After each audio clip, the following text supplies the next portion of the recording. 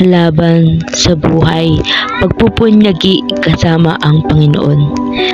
May mga bagay na kailangan unahin. May mga bagay na alam ko sa umpisa magiging maayos inyong lahat. Kung lagi mo sasabihin sa sarili mo na kaya mo to, hindi ka bibitaw at hindi ka papatalo sa kadiliman. Ang buhay ay parang laro. Maraming kailangan gawin para manalo mo ito.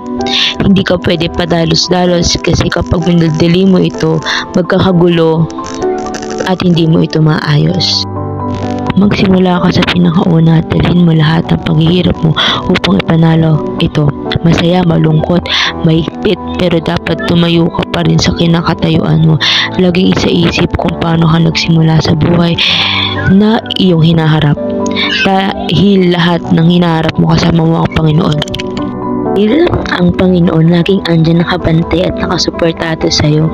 Hahayaan ka niya masaktan pero huwag mo siyang isipin na siya yung kaaway. Dahil yung buhay mo isang napakahalaga upang matuto ka pa sa mga pagkakamali mo. At lagi ko yung pinapasalamat dahil hindi niya ako iniwan kahit sa anong pagkakataon.